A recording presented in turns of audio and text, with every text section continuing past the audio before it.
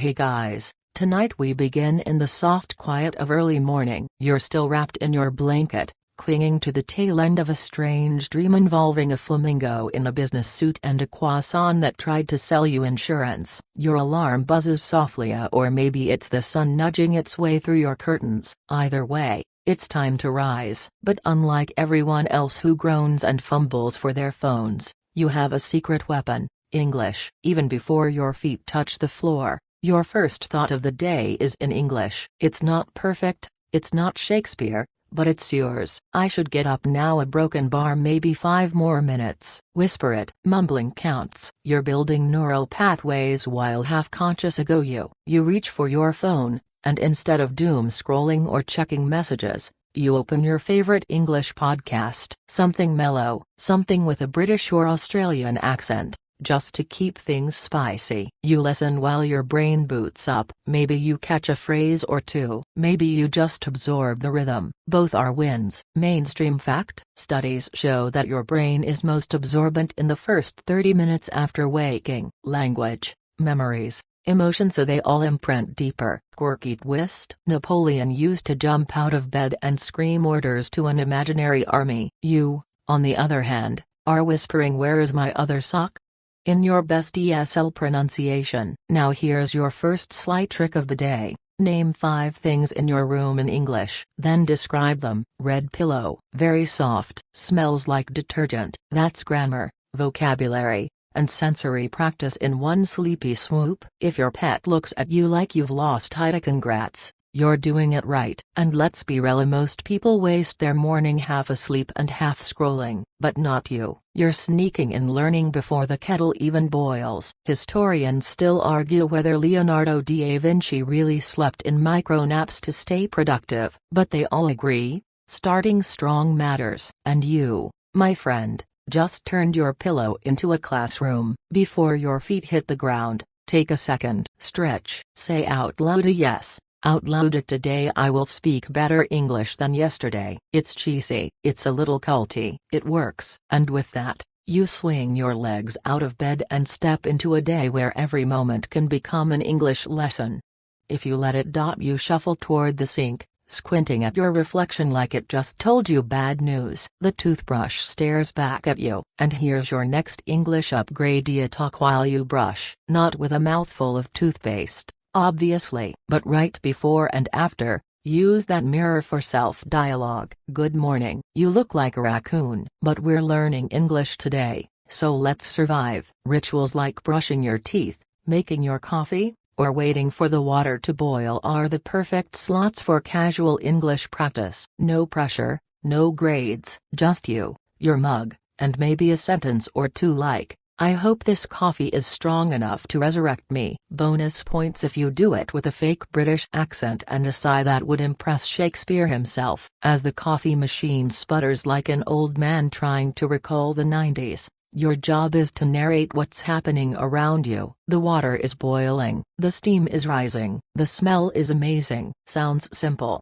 right? But you're activating the part of your brain responsible for descriptive language. That's real progress. Mainstream fact here: language learners who speak to themselves aloud make faster gains in fluency. Teachers know it. Polyglots swear by it. And fringe tidbit: there's a guy in Spain who taught himself fluent Japanese by narrating his cat's daily antics in full anime-style drama. His cat hated it. His Japanese, impeccable. Here's your optional challenge. Pick one everyday object: your toothbrush, your coffee mug, your left sock, and make it the main character in a fake English ad.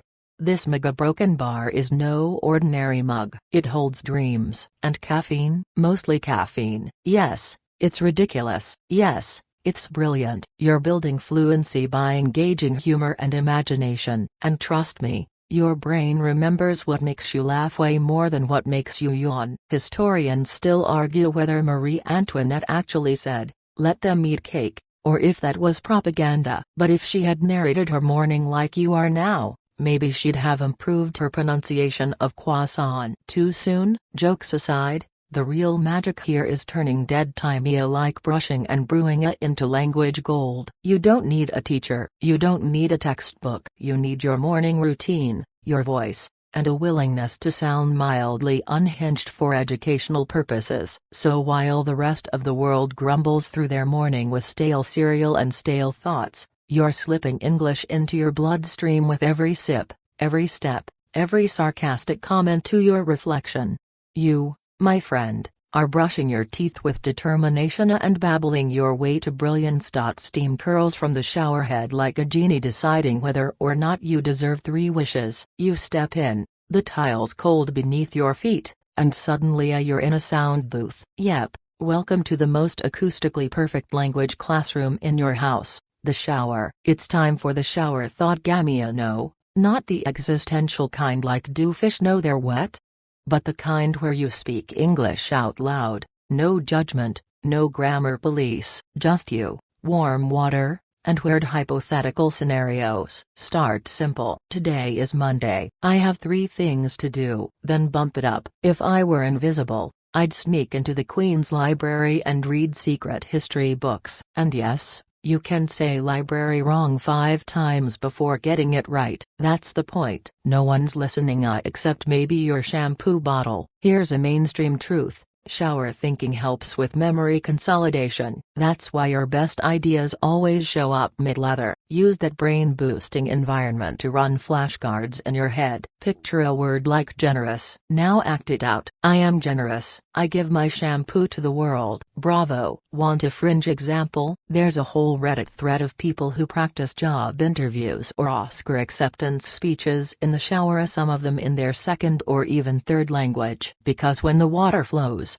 so does the fearlessness. Here's your combo drill. Pick a verb and conjugate it while you scrub. I run. I ran. I will run. I am running. I have run. Add some soap to that grammar. And now we're multitasking. Historians still argue whether Archimedes really ran through the streets naked yelling Eureka after a bath discovery, or if that's just historical fan fiction. But even if it's a myth, the principle holds. The bathroom is where breakthroughs happen. And if you want bonus points today, narrate your entire shower like a dramatic wildlife documentary. The human stands under the artificial waterfall, contemplating the mysteries of yesterday's conversation with the grocery store cashier. Was it a receipt or a receive? The English puzzle deepens. Is this silly? Yes. Effective? Also yes. The shower becomes your no-judgment zone for accent drills, tongue twisters, or even just repeating a sentence until it feels smooth. This conditioner is unnecessarily silky. Say it again. Say it with sass. Say it until your brain lets the rhythm sink in. By the time you rinse off, you've washed more than just sleep away. You've scrubbed at hesitation, rinsed out mental clutter, and stepped into your morning with a vocabulary that's 3 A4 words richer than before. Not bad for a 6-minute rinse. So towel off, champ. You've already spoken more English today than most people do all week. And the best part? We're just getting started. Your stomach growls like a wild beast who didn't sign up for this self-improvement journey. Fine, breakfast time. But even now, as you rummage through the fridge like a detective hunting for clues, English is still in play. In fact, now is your moment to breakfast with a British accent or Australian, or New Yorker, or whatever tickles your eggs. Narrate what you're doing. I'm cracking 2 eggs. The pan is hot. The toast is golden. Simple, clean, useful language. If you burn the toast, no worry. A new vocab. Charred, overcooked, culinary disaster. All valid. Now, if you really want to spice it up,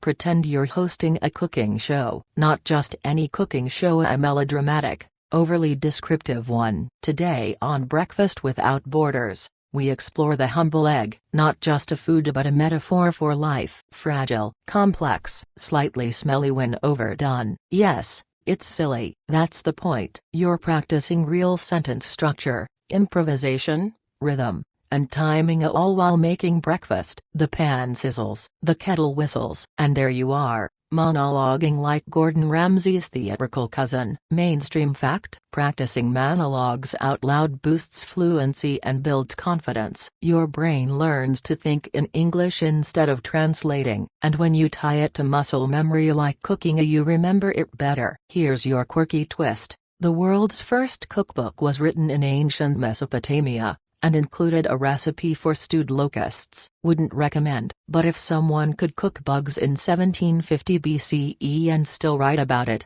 you can absolutely describe your scrambled eggs. Try this mini game. Assign your breakfast items personality traits. The banana is shy. It hides behind the yogurt. The toast is overconfident. Burned again. The coffee is the only one holding this family together. Not only are you using adjectives and personification, but you're also giggling at your own absurdity, which makes the brain go, hey, I like this memory, let's keep it.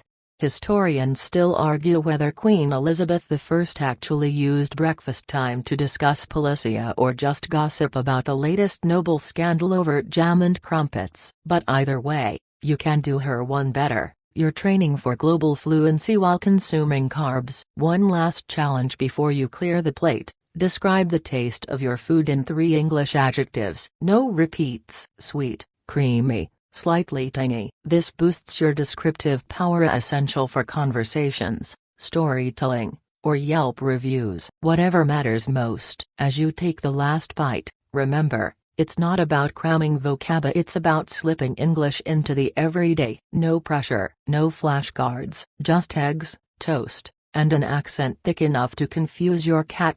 You're full, satisfied, and thinking, maybe just 5 minutes of phone time. But here's your next smooth move: morning media immersion. Instead of scrolling your feed like a zombie looking for brain crumbs, you're going to curate your own English input buffet. You're not just wasting time on linear, you're reprogramming your attention span. Sneaky, right? Open YouTube. But this time, no shorts about raccoons stealing sandwiches, unless it's narrated in English. Instead, type in a topic you like. It could be travel, cooking, conspiracy theories, or how to fold socks like a Navy SEAL, but always in English. Let it play. No subtitles for now. Let your brain swim in the rhythm. Even if you don't catch every word, you're not translating, you're absorbing. Mainstream fact: studies show passive immersion, like listening to a language for 30+ minutes a day, even in the background, helps you develop native-like sentence patterns without even realizing it. Your brain starts predicting the next word, like musical ear training,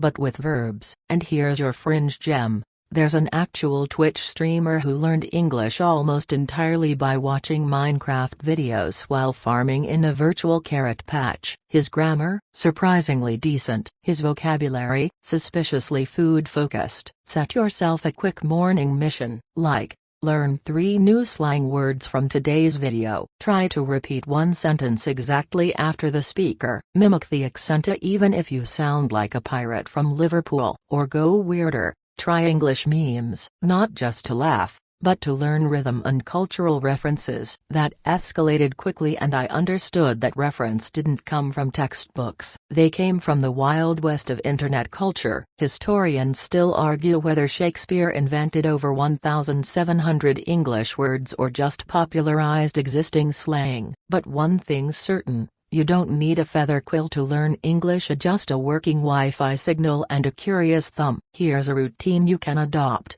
Make a daily YouTube playlist just 20 minutes long. Mix topics. Watch with subtitles, then again without. Repetition rewires your ear. You'll go from "what did they say?" to "wait, I know that phrase," faster than you think. And don't be afraid to talk back to the screen. Yes, even when the host can't hear you. "No, Sarah, that's not how you poach an egg."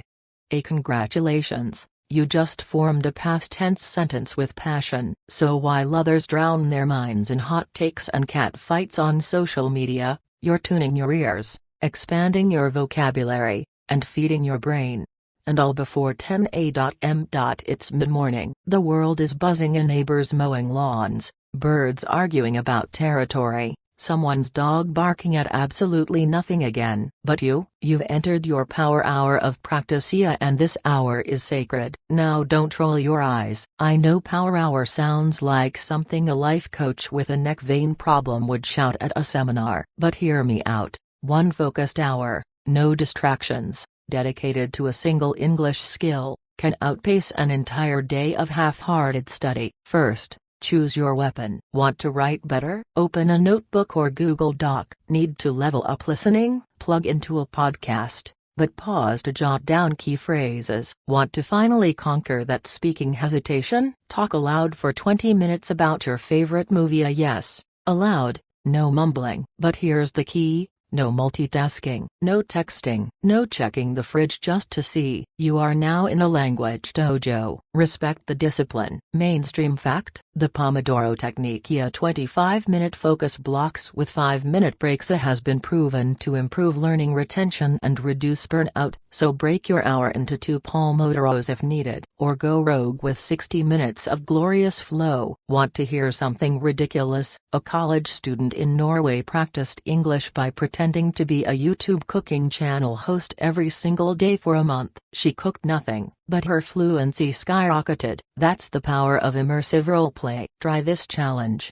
Record yourself speaking English for 5 straight minutes. Talk about your day, your plans, your dog's weird sneeze, anything. Then replay it. Cringe a little, sure, but notice the patterns, the hesitations, the words you use too much, probably like and actually. Right? Historians still argue whether Julius Caesar really learned multiple languages while marching with his army, or whether he just had excellent interpreters. Either way, focused repetition built empiracy, and it can build fluency too. Here's another trick: shadowing. Find a short clip of a native speaker, and repeat exactly what they say at the same time they say it. Match their intonation, rhythm, even their emotion. It's like karaoke, but for language nerds. And if your brain starts to melt halfway through, take a break but make it an English one. Watch a silly skit, scroll a language meme page, or write 5 dumb haikus about breakfast. Still counts. By the end of this hour, you'll have pushed your English muscle further than most people do in a week. It won't be perfect, but it will be real, raw, tangible. Because here's the truth. You don't need 6 apps and a whiteboard to improve. You need 1 uninterrupted hour and the guts to keep going when your brain says, let's snap instead. So shake out your hands, take a deep breath, and hit that play button, or open that notebook, or turn to that mirror. The power is in the practice, and you're already doing it. The hour is done, your brain's steaming slightly, and your tongue feels like it's done 12 push-ups. Perfect? Now comes one of the strangest, yet most powerful language tools you'll ever use: talking to a wall, or, more accurately, talking to yourself. You've probably heard it's a sign of genius or madness, but for language learners, it's free therapy with a side of fluency. You don't need a conversation partner 24/7, you just need you, a quiet space, and a dash of shamelessness. That's it. Pick an object, your phone, a house plant, a mirror, and just a broken bar. Start talking.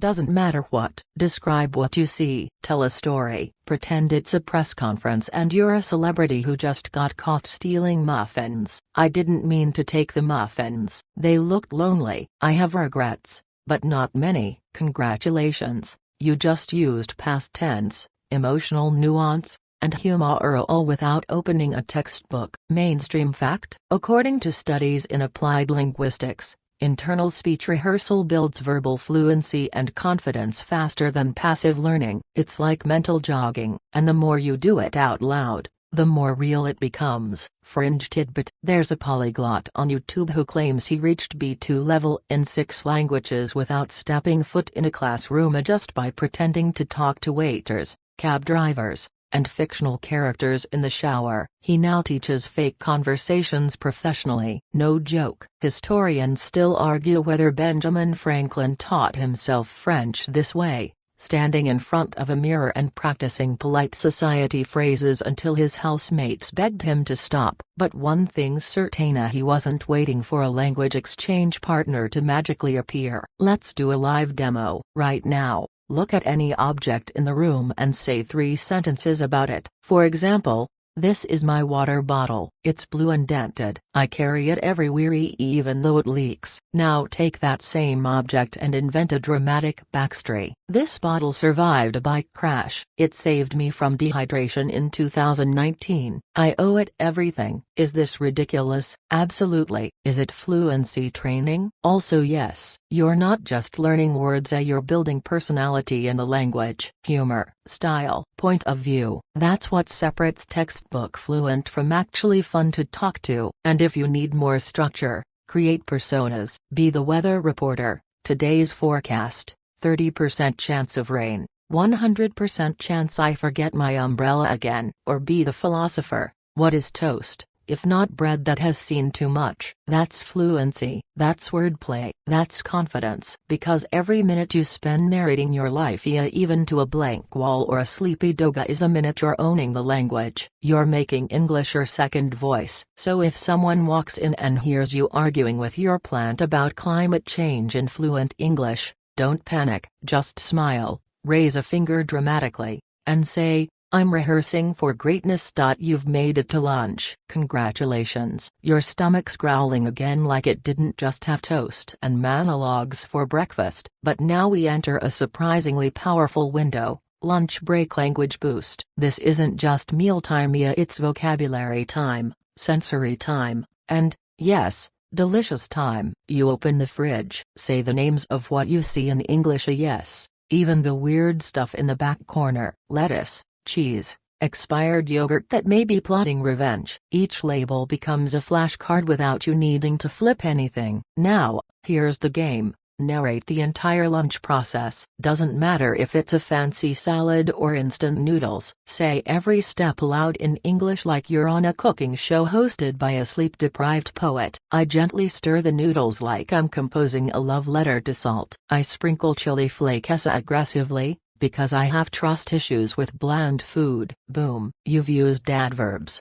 verbs, present continuous, and sarcasm all at once. You're feeding your brain as much as your body. Mainstream fact: studies in second language acquisition show that sensory engagement boosts word recall. When you describe what you're tasting, smelling, or hearing, those words stick. And the quirky detail for today: the French word for lunch, d8 copyright Junior, originally meant to break the fast, just like our breakfast. But historically, lunch didn't even exist until the 17th century for common folk, so most people just ate 2 meals. Now, you've got a whole midday buffet and a vocab boost. Historians still argue whether ancient Romans ate lunch or skipped straight from breakfast to a late dinner, but one thing's certain: nobody was narrating their lentil soup in English.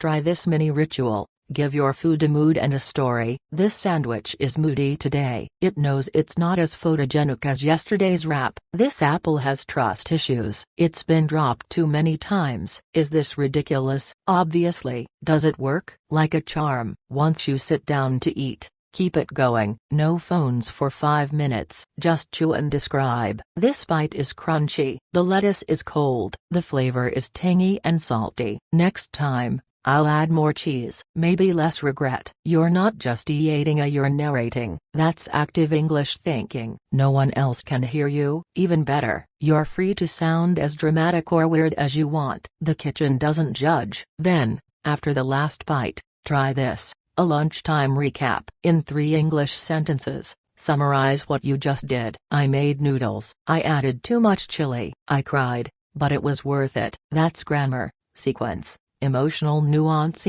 all wrapped into one hot meal. By the end of your lunch, you've not only refueled your body, but you've casually squeezed in another 10 to 15 minutes of English practice. No books, no pressure, just you, your food, and a very dramatic salad dressing monologue. Who knew vocabulary could be broken? Bar delicious.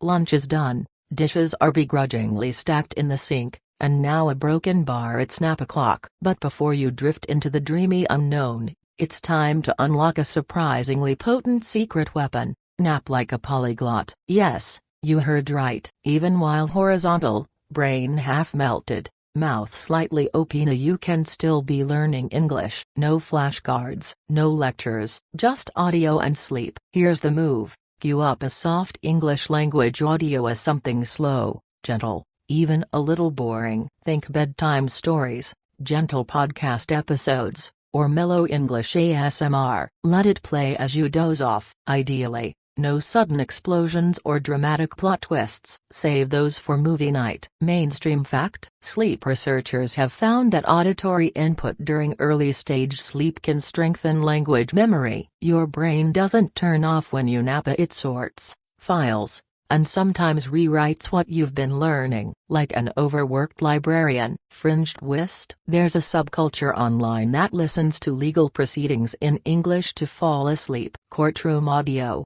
depositions, tax law monologues. Is it thrilling?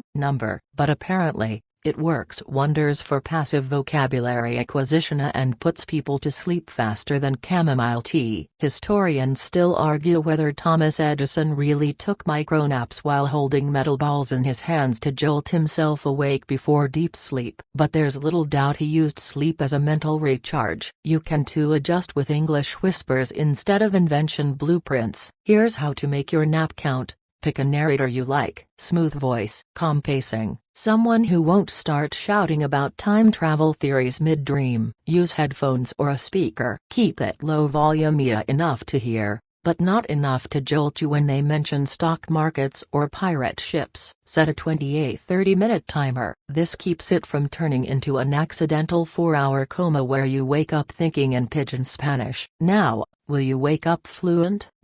This isn't Hogwarts, but over time, especially when paired with your active daily practice, these micro-sessions help you internalize pronunciation patterns, sentence rhythms, and even idiomatic expressions. You won't remember the lesson, but your brain will. Here's a fun experiment. After your nap, try recalling just one word or phrase from the audio. Doesn't matter how random. Cabbage regulation, dusty library. She laughed nervously. Whatever floats into your waking brain. Then use it in a weird sentence. I dreamed about dusty libraries. I think the books were judging me. You'll laugh, but it works. The brain loves novelty, and weird, sleepy sentences stick. And if you happen to dream in English, gold star. That's your brain doing a victory dance. Even if you don't understand every word while drifting off, it's okay. Learning isn't linear. Sometimes it's slow, dreamy, and wrapped in a blanket. So fluff your pillow,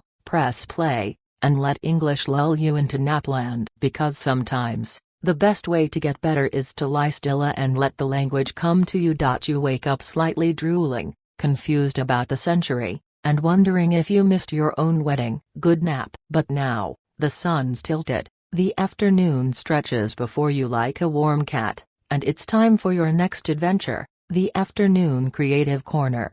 This isn't about drilling grammar or memorizing rules, it's about play. Because here's the secret, creativity makes language stick. When you create with English, it stops being a thing you study and starts becoming a thing you live in. So, what'll it be today? Option 1. Write a silly poem in English. Not Shakespeare. Not even good. Just weird and wonderful. I found a sock beneath my chair. It smells like cheese. I do not care. Boom. That's rhyming, humor, and sentence structure in a way your brain won't forget. Option 2. Draw something of your dog, your lunch, your worst enemy as a potato. Then label each part in English. Even better, make a comic strip. Bad art encouraged. Option 3. Record a fake podcast episode. Talk about your imaginary life as an astronaut, food critic, or penguin psychologist. Keep it short. Keep it weird. But keep it in English. Mainstream fact: creative output improves retention and confidence far more than passive input alone. You process the language more deeply when you're using it,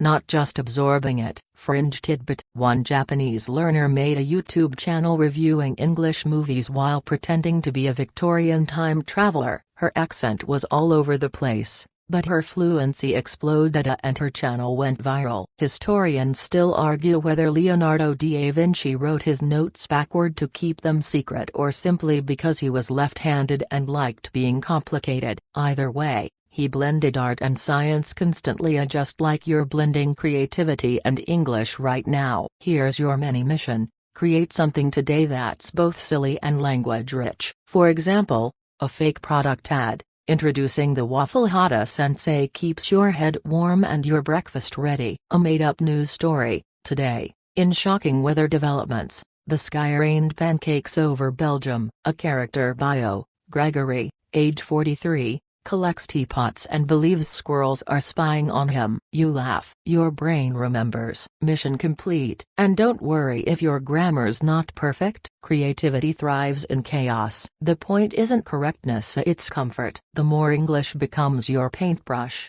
your joke medium, your doodle caption, the more natural it will feel when you speak. So grab a pen, open a notes app, hit record, whatever feels fun. Because sometimes, the fastest path to fluency, a broken bar, is just being a little weird for a while, the sun sliding down the sky like a lazy pancake, and the world's hitting that 4 p.m. slump. You know the one. Energy is dipping, motivation's hiding under the couch, and even your coffee cup looks disappointed in you. Perfect time for your online social hour, but with purpose. This isn't about scrolling aimlessly. It's about interacting in English, with actual humans, without leaving your house or putting on real pants. Start simple. Open a YouTube video or Instagram post in English, maybe even one from your favorite content creator. Leave a comment, a thoughtful one, something like, "I really liked your explanation. The part about motivation hit home. Mia, thanks for sharing." Boom. That's writing practice, emotional expression, and social engagement all wrapped in one. Mainstream fact: language learners who engage in real-time communication, even asynchronously like in comment sections or forums, develop better conversational instincts and confidence. You're not just learning English anymore, you're living in it. Fringe gem: there's a guy on Reddit who learned English entirely through arguing with strangers about Star Wars lore. His grammar is flawless, his opinions are spicy, his Jedi metaphors, chef's kiss. Not into internet brawls? Fair. Try this instead. Join an English language group on Facebook or Reddit. Something niche, something weird. Think people who review elevators or plants that look like celebrities. They exist. They're amazing. Post a question. Answer someone else's. Don't overthink it. You're allowed to make mistakes. Everyone's too distracted by the talking avocado meme anyway. Use emojis, GIFs, slang. That's where real fluency hides. Historians still argue whether Cleopatra was fluent in several languages or just exceptionally good at faking it when necessary. Either way, she knew the power of connection, and you've got the internet, which is arguably even more powerful than a pyramid full of scrolls. Need more structure? Try language exchange apps. Sites like Tandem or HelloTalk match you with real learners from around the globe. Message, voice chat, send audio. Maybe find a friend in Argentina who teaches you slang while you teach them how to pronounce